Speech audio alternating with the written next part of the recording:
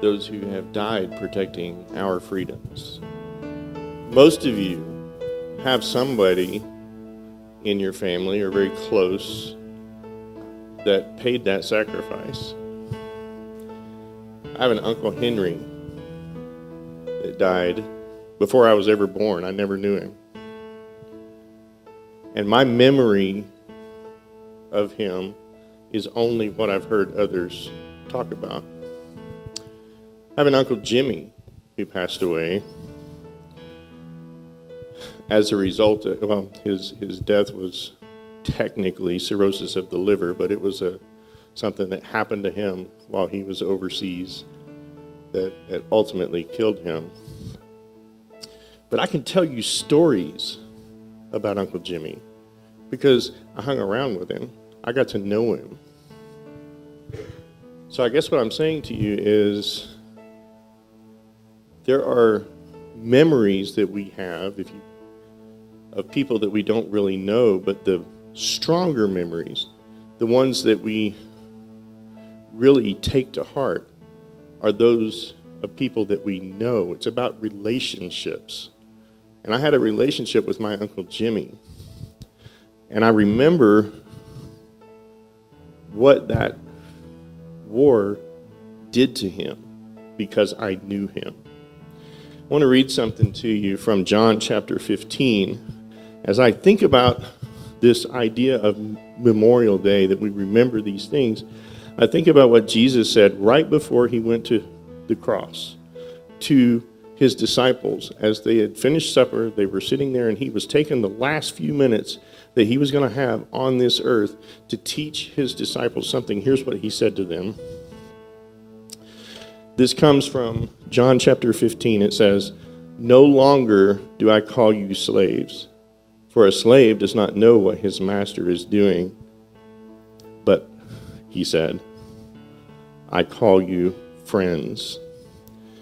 If you don't know Jesus in a way that allows you to say of him, he is my friend, I have a relationship with him.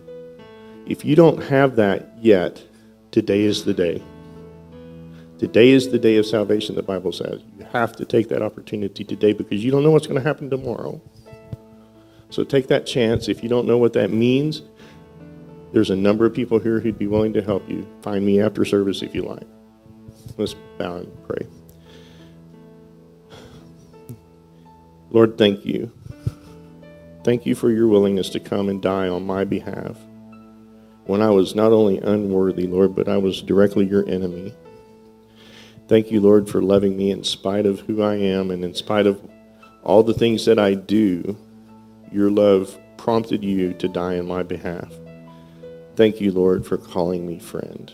Thank you for this opportunity we have, this time of this season in this country, Lord, to just remember those who have died for our physical freedom here in this country.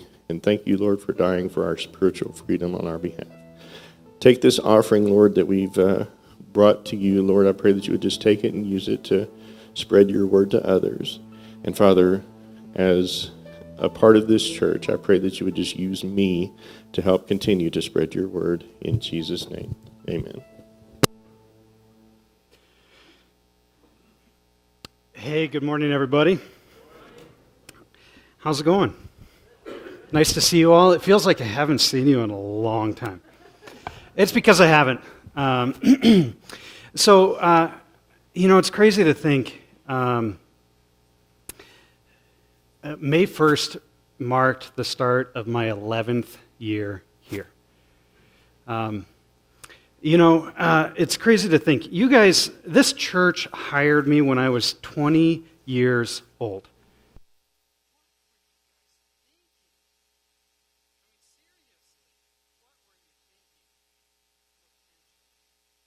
Well,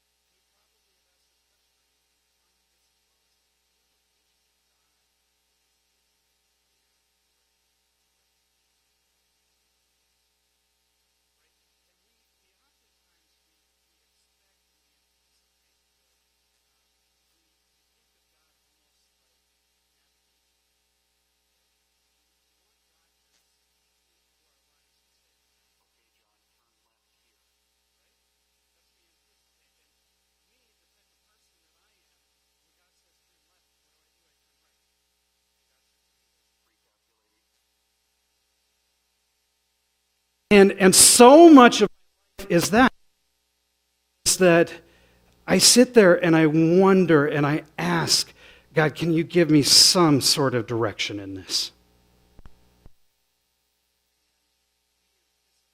We expect this loud, booming voice in our life that sounds like Earl Jones or Morgan Freeman, right? But oftentimes what it comes to is that God just gives us a small, still, quiet voice. Share a story I've been doing in my life for the last 10 years. Many of you know, my second to last Sunday with you all. So June 10th will be my last Sunday with you. And I want to just explain to you what brought me to this place of being willing to go to Twin Falls, Idaho, to take a senior pastorate. And so, like I said, I've been here for 10 full years. And I'm going to be honest with you, it has not always been easy. Ministry is hard. Ministry is difficult. I've been thrust into situations where I don't have the answers. I don't know how to deal with them. And oftentimes I find myself just scrambling to figure it out. I mean, there have been many, many times where I'm going through a difficult situation and I sit here and I say, God, I don't know if I want to do this anymore. And actually, about 4 years ago, 3-4 years ago, I thought that I had come to this place where, all right, I'm done with ministry. And I started applying for jobs in the secular world. And I thought I had a good resume, but I never got a phone call back. And maybe you've been there, and that is the most heartbreaking thing, where you just throw yourself out there. You're like, here's me on one piece of paper, and nobody calls you back. And now I realize that God was not letting me take the easy road out.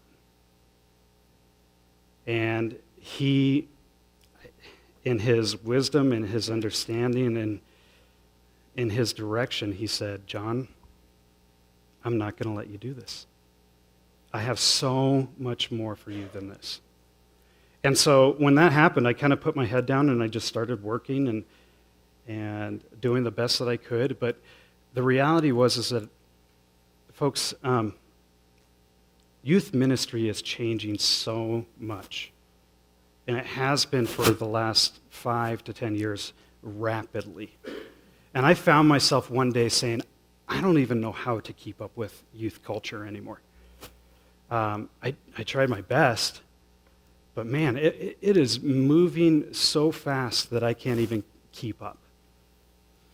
And in that process, God began putting gifts and abilities in my life that I never asked for, never even wanted.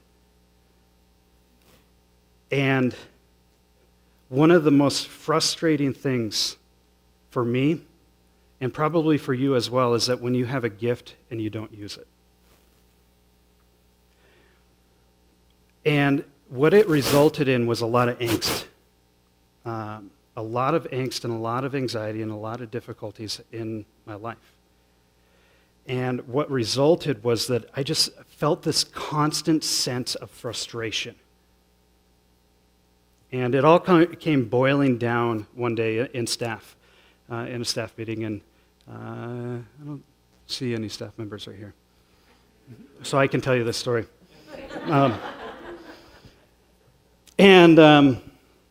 Anyway, so we were going through we were actually working on budget stuff, and honestly, like, I felt like they were picking on me. And the type of person that I am is that when I get picked on, I pick back. Anyways, and so it came to this, like, just this frustrating head where they both look at me, Dave and Susan, and they go, "What is wrong?"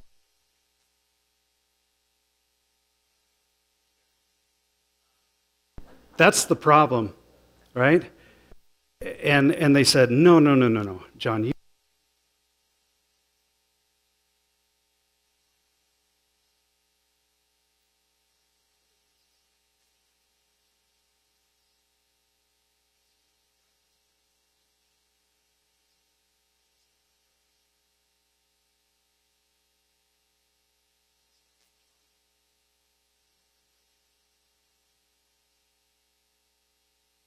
And the frustration that you're feeling is because you're not doing that. I said, no, it's you guys.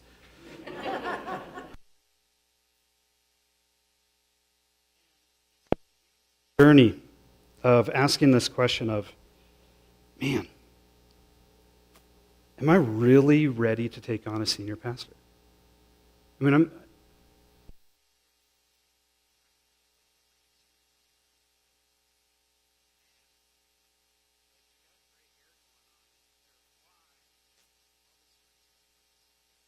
Jesus and wants to share that with other people. And as I began to ask this and search this, and I talked to my wife, and my wife's like, John, you're ready. And I talked to friends, and they're like, John, you're ready. I simply, I reached out to our region. You guys may have remembered Charles Revis, who has come and he's preached a couple of times. And I just simply said to him, he said, just so you know, God's doing.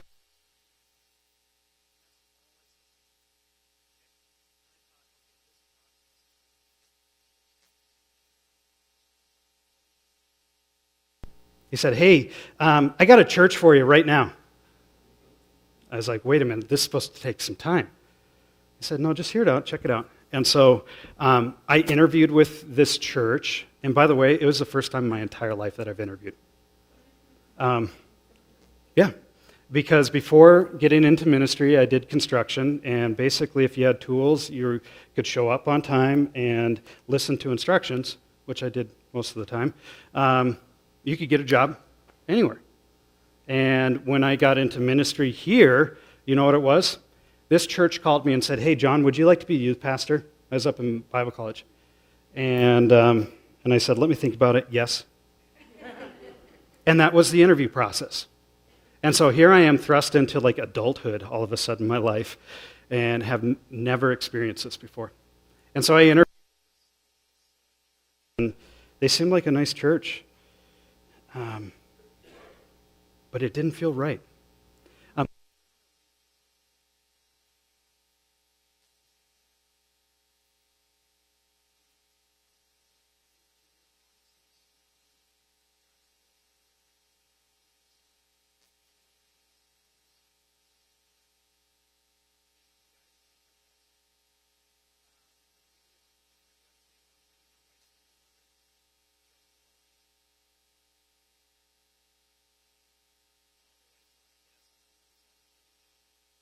Right?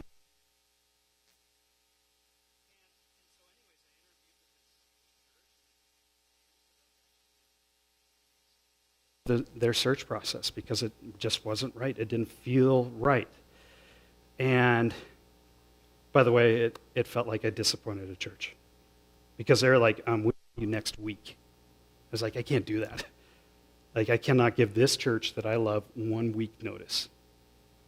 Oh, and by the way, that would be the week of Thanksgiving. There was no way I could do this. So I had kind of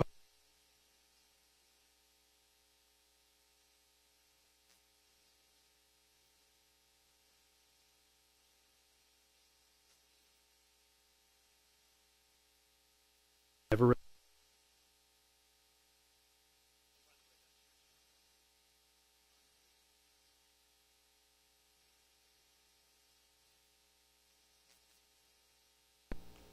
malarkey.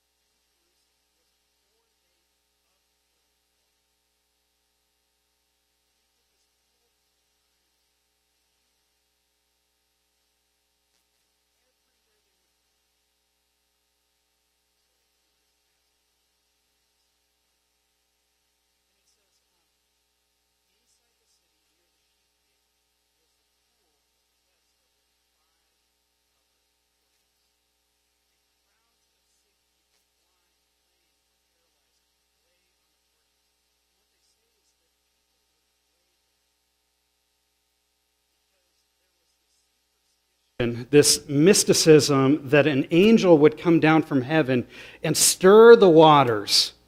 And the first person in the water, after the water stirred, they would be healed. Now, there was never any sort of documentation, never sort of like a firsthand experience of somebody being healed as a result of this. It was the current day lottery. I mean, many of us here play the lottery in hopes of striking it big. Or not. None of us know a single person that has won the lottery. If you do, you haven't told me. Okay? But the same thing happened here, where people would lay by these pools, hoping and praying and putting their lottery in that they hoped that they would be healed. And interestingly, you could stand at the pools of Bethesda and you could look and literally see the temple. It's so funny, like people and all of us, we would rather depend on our own strength or some sort of superstition or some sort of lottery rather than going to the actual source that matters. And one of these guys had been laying sick there for 38 years. 38 years, I mean almost 4 decades. And you can't help but think that this guy had come to this place where he said, you know what? This is just everything that I know. He came to this place where he said, you know what? It is what it is. This is just how my life's going to be. He had come to this place where he probably did everything day in and day out. And the idea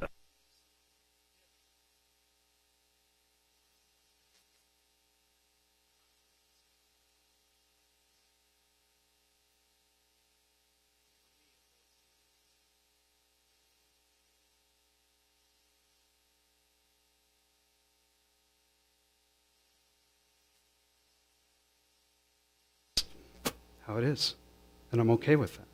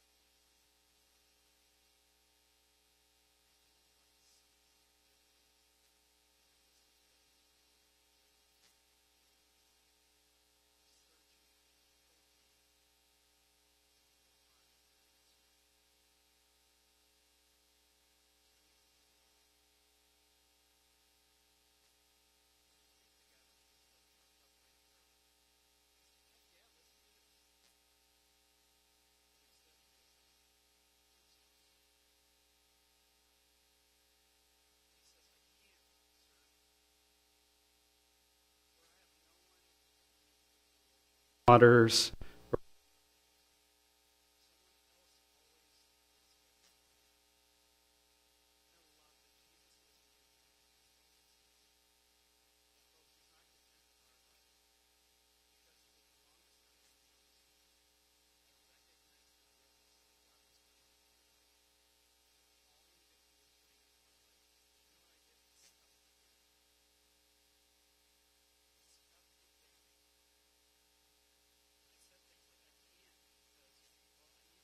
Heck.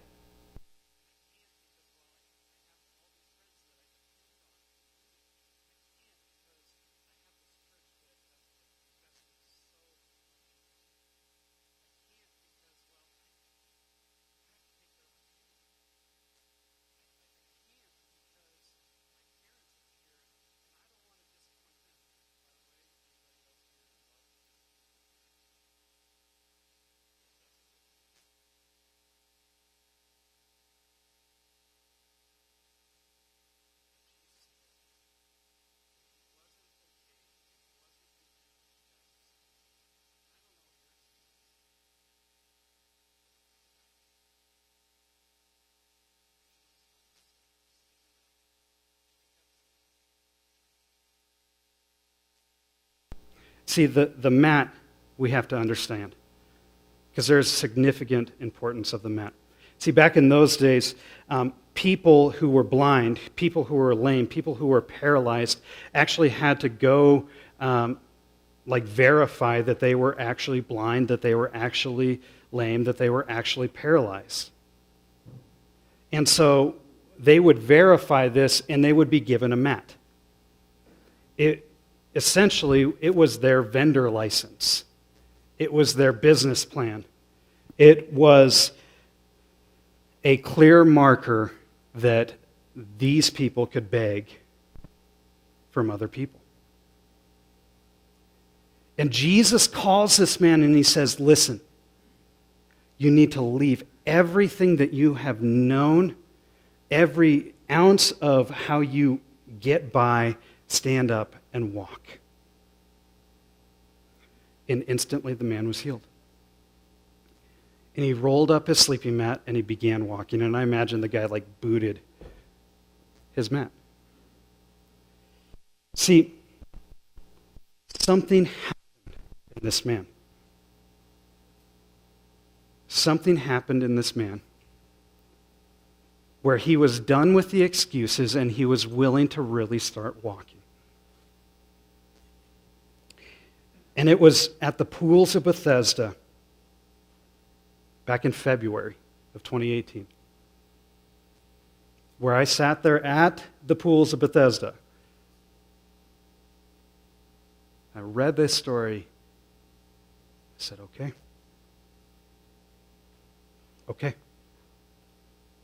I'm willing to.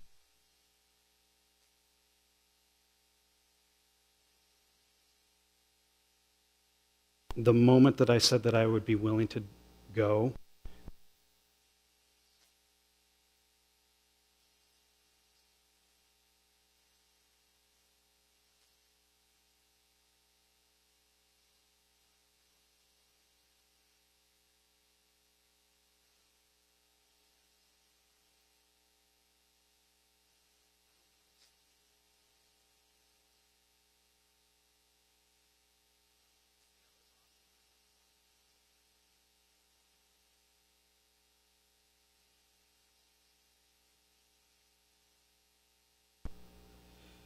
nothing like disappointing your parents, right?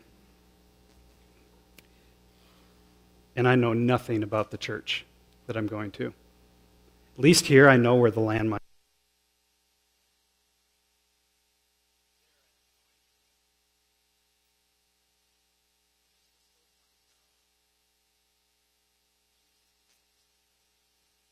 Put my trust, things that I put my hope in, and he said, are you really willing to trust me? Are you really willing to do this? See, folks, if you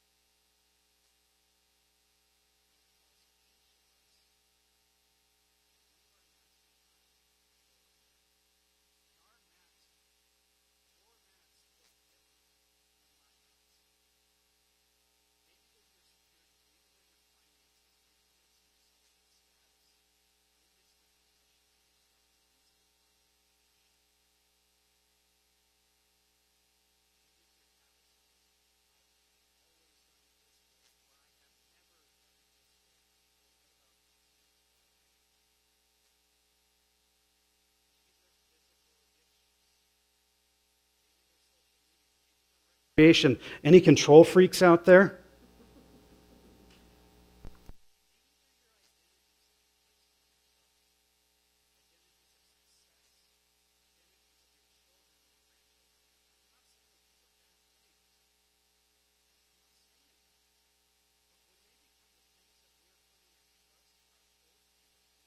That we're listening to are those things?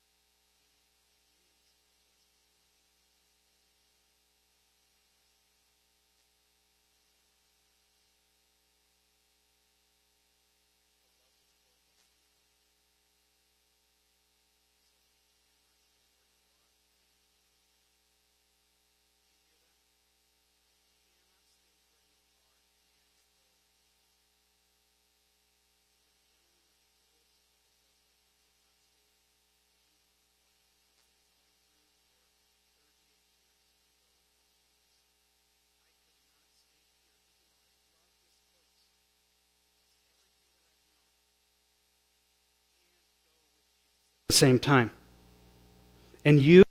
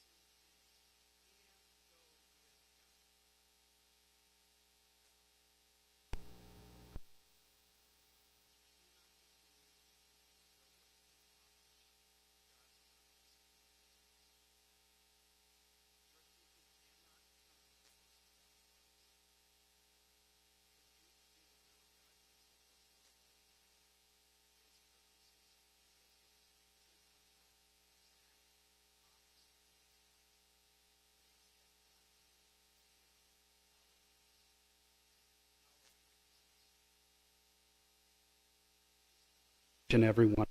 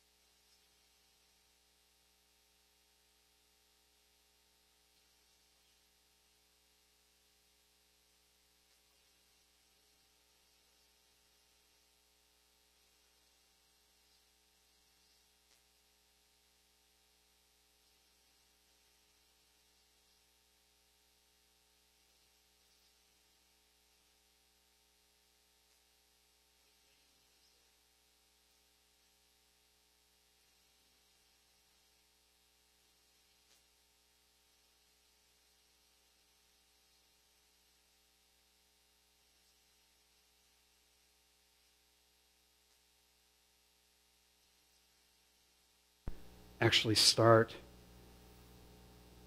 showing your kids who Jesus is instead of expecting the church to do it. I don't know what it is.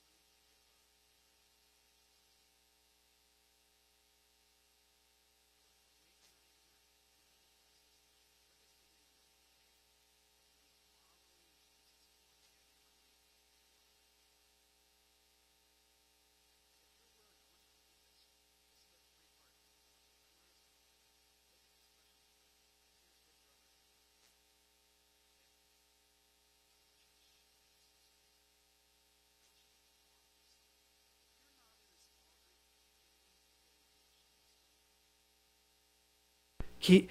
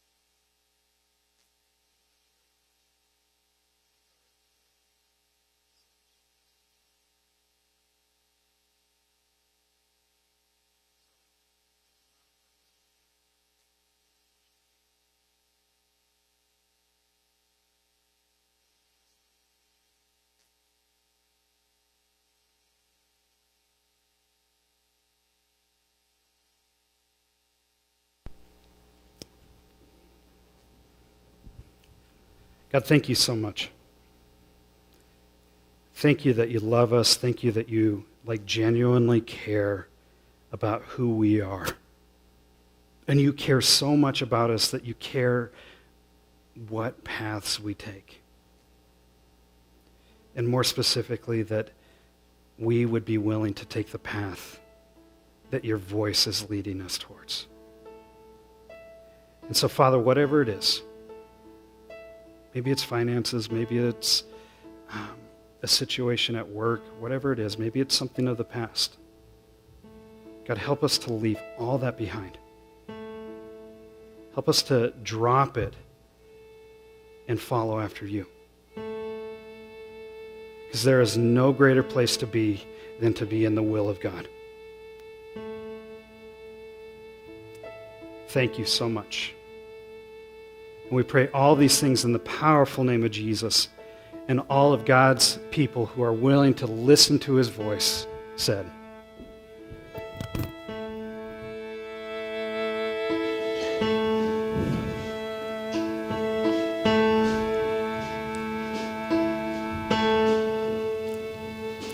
Your breath upon these bones, your fire in my soul, your kingdom is my home, and I don't walk alone.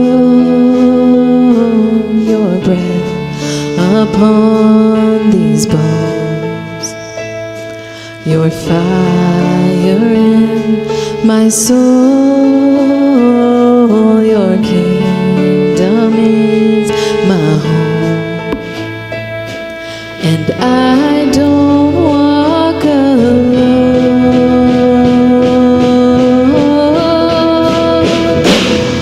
Everywhere I go on this road, high and low, where I go with you. So I won't be afraid, this is my hope, come what may. Where I go with you. Everywhere I go on this road, high and low, where I go with you. So I won't be afraid, this is my hope, come what may. Where I go with you. Where I go with you. All right, you guys have a great week. Say goodbye to somebody before you take off. Hey, and then also really quick, if you are interested in a small group and you don't want to fill out a connection card, go see Brianna. Okay, Brianna's at the table back here. She's taking down names and numbers, and we will get you involved in a small group, okay? So go see her. Nice to see you guys. Take care.